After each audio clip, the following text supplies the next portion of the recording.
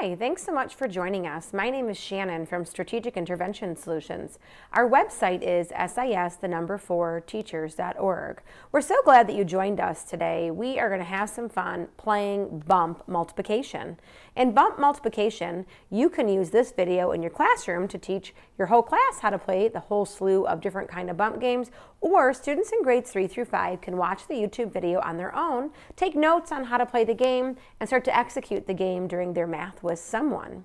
As you notice, I have our bump game boards that you can download for free on our website. They are not in chronological order, as we like to teach the patterns of multiplication. We like to start off teaching the 10s and the 5s together because those have a great pattern that are kind of together. We then go to the 2, 4, and 8 because there's lots of like patterns for kids to help remember the patterns for 2s, 4s, and 8s.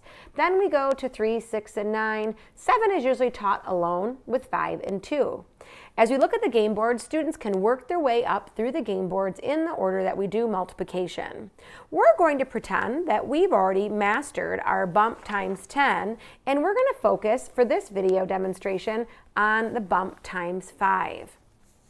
For this game, what you need is to have your bump game board, and then you need to have a cup of red counters and a cup of blue counters. You can use any counters. I prefer to use ones that are clear because you can see the number through the clear counters. Each player needs 10 counters of a different color. In this game, you get to decide if you're going to use 2 regular 6-sided dice and multiply the times 5 up to 11 and 12. If you don't want to use to 11 and 12, the option is to use a 10-sided dice.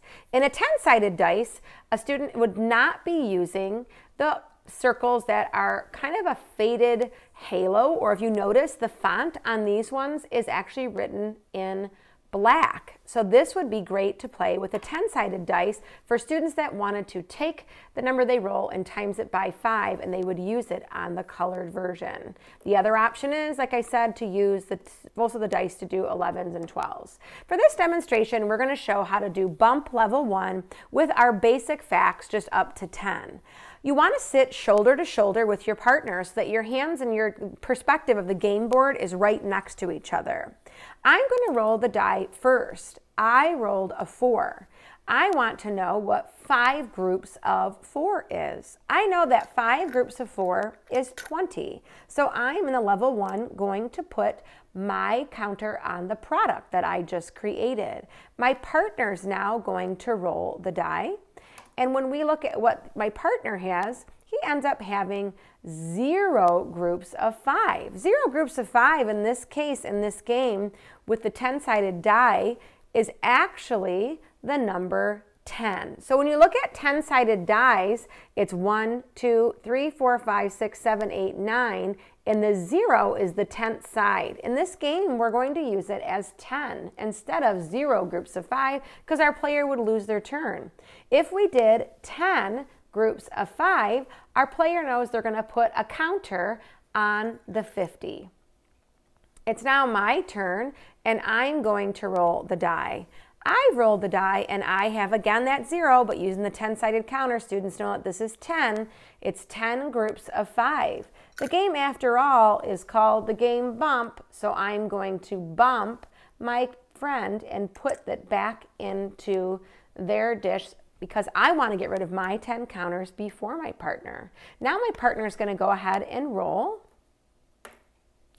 This says 4 groups of 5. So my partner knows the product of that is 20, and they get to bump me off the 20 and put mine back in my counter.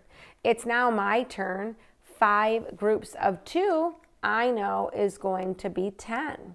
We're going to continue playing to see what our partner has. Our partner has 5 groups of 5. So in this case, they're going to be able to put a counter on 25.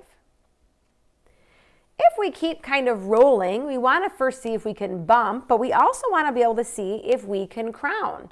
So if I were to roll a 2, which is 2 groups of 5, I'm already on the 10, so I'm not going to bump myself off. In fact, I'm going to put a counter on top of my counter to show that I own that space. If my partner were to get 2 groups of 5 equaling 10, unfortunately they would lose their turn. For the rest of the game, we can no longer use the product of 10.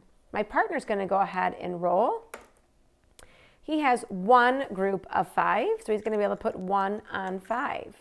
As you can see, we are kind of tied. We have 3 counters out. My partner has 3 counters out. So our spot is beginning to dwindle. I'm going to go ahead and go with 8 groups of 5, and I have 40. We're going to continue playing until my friends' counters are completely gone, or as I'm hoping to win, that my counters will be gone. In level 1, this game is played very simply with a 10-sided die, knowing that the 0 is 10, and we're only using the colors that are red. If we had changed this game and we were wanting to do to times by 11 or times by 12, we could use the 12-sided dice. And in this case, if I had 11 times 5, I would know that it's 55. It's up to the child or the teacher in the classroom to decide if you're going to use the 10-sided die or the 12-sided die. In level 1, the rules are very basic. The only difference is if we're playing with a 2-sided die, it says here if you roll doubles, you get another turn. Doubles are not really an option when we're using the 10-sided die because we're just focusing in on the main facts. If you're new to Bump, check out Trying to Do Level 1 and then visit us on our YouTube channel to watch how to play Level 2, and then my favorite is Bump Unlimited. Thanks so much for joining us. Be sure to see us at SIS4teachers.org.